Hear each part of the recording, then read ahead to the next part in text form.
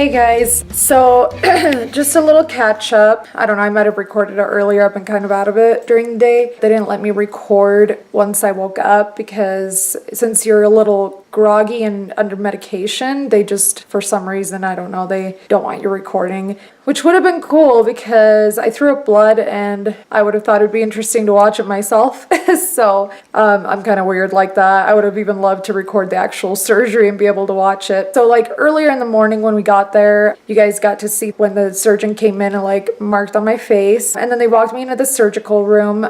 Last time they did that, but I didn't have the anti-anxiety, and so it was a lot scarier. This time I was still scared, and I'm a big baby, so like if I'm scared I start to cry. So I only teared up a little bit, but I was way more willing to lay down in that bed, and it was a lot smaller of a room, so it just wasn't as scary in general. So yeah, then I don't remember anything except for when I woke up, and sadly this time I did have nausea, but it was because the blood had drained down my throat and ended up in my stomach, and stomachs don't like blood. So if you ever have blood in your stomach, you will throw it up. So, and even after I threw it up, I was just still not feeling right. I was like just feeling nauseous. Like there was really not too much discomfort. Like when they were asking me about pain, I was saying a 3 or a 4. I would honestly say more of a 3, which is a little uncomfortable, but it was not what I would consider like, oh my gosh, this is a lot of pain. It was just kind of like I could feel that they did something. So maybe not even a 3, honestly. And then on my legs, I couldn't feel anything. Like I could not feel any pain. I think I mentioned that in the video earlier. I wasn't even sure that they took any fat out of my legs at the time because I was sitting down and I just didn't feel like any discomfort, any pressure, anything, like no like bandages. I just couldn't feel that there was like anything going on at all, so I wasn't sure that they actually did anything there, which is nice because I was told that that would be the most uncomfortable. So surprisingly enough, looking at my face right now, the part that they took out the fat was supposed to be the most uncomfortable, and actually it's true. It's the only thing that's like, just because I'm sitting down, but like right now standing up doesn't really bother me. It's only when I sit because I'm sitting, it's like right underneath my butt cheek. I'll show you guys. Hopefully it's not like too graphic. Obviously, if you're watching this video, you're not going to get grossed out easily because just look at my face. I mean, I need to change this again. It's kind of, you know, it's a bit bloody, but it just doesn't hurt. So you'd think that I'd be totally freaked out looking like this, and it's just not that big of a deal at all. I wish I would have really known that or like believed it when people told me that it doesn't hurt very much, but you just have to experience it yourself. And everyone's different. Some people, I'm sure it hurt more than others, and it's mainly because I am taking the pain medicine, because I waited 5 hours to take my next pain pill just recently, and I was starting to feel everything like, I don't know, everything started to feel a little bit more tender. So I'm definitely going to be taking it every 4 hours instead, just to make sure that I don't get any surprises. It wasn't too bad, but I definitely was starting to walk a little bit slower and get a little laggy. But I was finally able to eat. When I was eating my soup earlier, I was only able to take a couple bites, and then my nausea was starting to go again. And I should have taken some of my nausea medication that they gave me, but I was a little worried about taking it today. They didn't tell me not to or anything, but that's just me. I just don't like to take too much medicine. They gave me a lot of anti-nausea when I was in the recovery room, and they even gave me a shot, which actually hurt. I mean, it was just a really big needle, but I think it ended up helping. At least that's what they were saying. I was still feeling a little nauseous, but I didn't throw up again. So, because they kept me on my IV longer, they brought me like a second bag because I wasn't feeling very well, and then they gave me a shot on my arm. And the drive home, I talked to you guys a little bit during that. It was not too big of a deal. I felt totally fine. It kind of sucks. I never even say anything entertaining when I wake up from anesthesia. You know, there's these people that have these really funny videos and they say these really crazy things. I don't remember saying anything weird, and I definitely probably looked weird because I remember having a really hard time keeping my eyes open, and I was trying so hard because I needed to wake up so I could leave, and they had to keep me an extra hour, I think, because I was just like really struggling to like stay awake and not be sick. And it could have had something to do with like the medications that they were giving me because I wasn't feeling well. But I had like one eye open and one eye closed. The surgeon came in and was trying to talk to me. I was trying so hard to pay attention, but I was just totally out of it. So now I need to just clean everything up. I am not allowed to remove the gauze patches on my legs until my next appointment. The surgeon won't see me again until 1 week from today. So sometimes they do like a post-op appointment like soon after, maybe the next day, but he said that I didn't need to in 7 Sundays he'll see me. So next week, and I'm supposed to keep those patches on there, I guess. So they were leaking a lot. Even when I was at the hospital, like I got up and I was like, are you sure you don't need to change them? Because they were just like, it seeped all the way through. It was on my gown. It was on the sheets that I was sitting on, which is expected. I already knew that because they say it on the paper and everything. But once again, not that big of a deal. It's not like it actually hurts or anything. It's just draining. So while I've been at home, I've had to be sitting on multiple layers of towels, and even with, I think it was like 4 different layers, I still ended up seeping all the way to the last layer. It did not go through, but if I hadn't had that many layers, like it's definitely on my sweatpants, like it's just kind of a little messy. So what I'm gonna do, getting a little creative with this, because they said that I could put something over it. I just can't mess with the bandage that's on it. So I found some panty liners. Hopefully they help. What I'm gonna do is maybe lay out 2 over each one that's been leaking like a clearish bloody fluid, and I'm just gonna tape it down. So I'm gonna put like 2 on each side, I think, because I'm not sure that those are wide enough to cover it because it's like a big square. And then I'm just gonna tape them down, and then I'm gonna put on some really tight leggings that I bought, and hopefully that'll keep everything in. If not, also I have towels laid out on my bed. I have some sheets that I don't really care about just in case I do ruin them. And then I also put a mattress protector on my mattress because the last thing I would want is to get some kind of fluid on my mattress and ruin it, you know, especially since I'm actually staying with family. I would not want to ruin their stuff. So I brought my own sheets. I brought my own mattress protector. Not that they care. They told me I didn't have to do that, but I would just rather do that. So then I have a whole list of things over here. Let me show you real quick. We've got saltines, Q-tips, liners, a chapstick that they gave me, some water, I'll explain that, arnica gel, arnica, saline spray, Afrin. This I was not asked to buy. It's for when your mouth gets dry. Bisotracin ointment, and that will go around the stitches. Here's some more gauze for under my nose. Hydrogen peroxide. Once again, this was optional. It's brolamine, which I talked to you guys about in previous videos. It helps with the swelling and to get rid of bruising along with the arnica. And these are my prescriptions. So this is my anti-nausea, antibiotics, and pain medicine.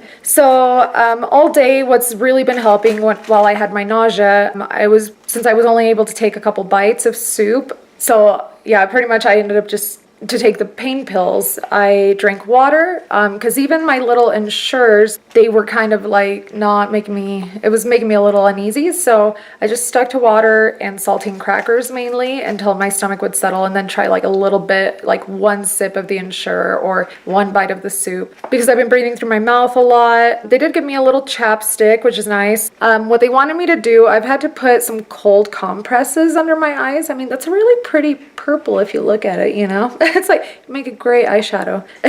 So they gave me some, it's called like sterile irrigation water. I don't know. So this was for the drive up because I have about an hour from the surgical center to my house. They wanted me to soak some gauze and kind of fold it up like this and just kind of lay it under my eyes. So just to have a little bit of cold something and just leave it on 20 minutes and 20 minutes off. So kind of, I don't know. They said that I can also do ice, but that was just kind of like for the drive, I guess. I didn't do any ice today. I just did the cold water. So this part was not recommended by my surgeon, but I read about it and it just seemed like a good idea because I am able to breathe through my nose. It's not packed. It's totally open. I think I might have some splints in there. But when I did wake up, I do remember that they had put some packing in it for the bleeding and they pulled it out before I left. And I remember them pulling out. It did not hurt at all. They did it super quick. But yeah, I do remember them taking it out and listening, but just visually not quite there. So this stuff is called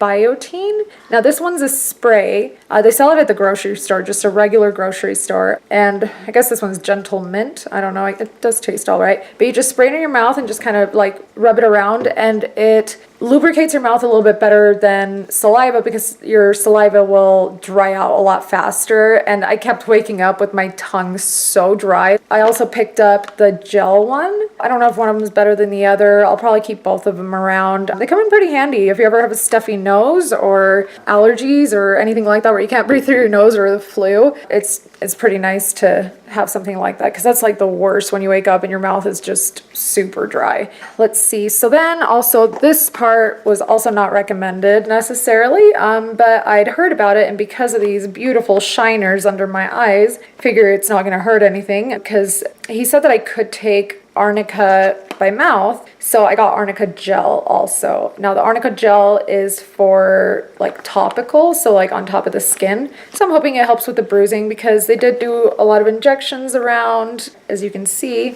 so just to help out with any bruising that I have. Working my way through here, I am about to do the cleaning, so the bathroom does not have very good lighting, so we'll see how that goes. But yeah, so I've got Q-tips and hydrogen peroxide. So obviously everyone knows what hydrogen peroxide is, or Q-tips. Mobley also has videos on his YouTube channel and website. So it shows exactly how to clean up the stitches and clean up, like spray the nose and all that stuff. So I kind of watched that and got an idea of how it works. After I'm done cleaning it out, I will need to get one of the Q-tips and apply about a corn kernel size amount of the ointment without catching them, so just like very carefully dab it on. Also, so these the gauze squares, that's about how, you know, the size that they are, they're 4x4. Those are the ones that when I switch this out, I'll fold it up and I'll just use some of the tape and tape it. And I just have to tape it low enough that I don't stick it to these parts. And then because it's still been,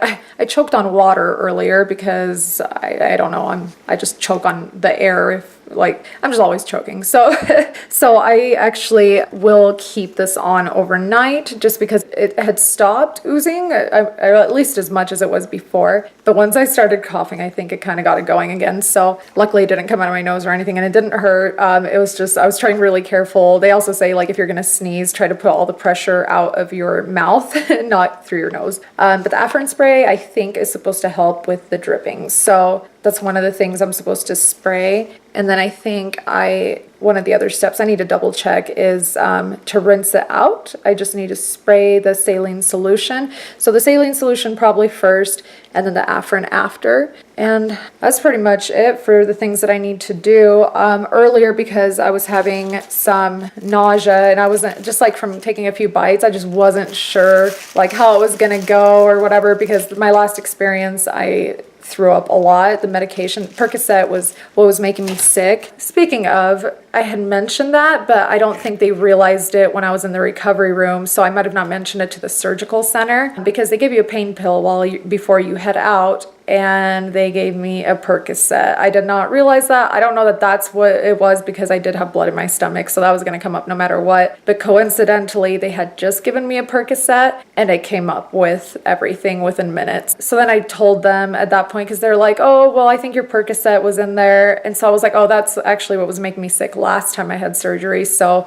they gave me a Loratab, which is, I think, well, I'm taking hydrocodone, so I think that's what the Loratabs are. I'm not sure. But so these are the little doctor bags that they give you. They're pretty convenient. I mean, yeah, it worked really well earlier when I had to use one. But so I have a couple extra ones that I kept just in case I would need them in the car or while I was sitting at home. Luckily, I have not had to use it. My stomach is feeling so much better. This last pain pill, I accidentally waited 5 hours because I keep falling asleep. Like, I'm so sleepy, which I love. I really like being able to just sleep through this whole recovery. Hopefully it keeps up for the next few days, because just so that way I feel like I'm healing a lot faster. But I kept falling asleep on the couch, and I knew that I needed to get up to take my pain pill, but my eyes just keep closing, like, against my will. I can't even keep them open. So I was sitting there and fell asleep for an extra hour, and by the time I woke up, I was starting to feel everything. It still didn't hurt. It was more of like, you could just tell that things had happened, like on my leg and on my nose, and it was just a tiny bit more tender, but not hurting. Now, if I waited a few more hours, I'm sure I'd be saying something else, but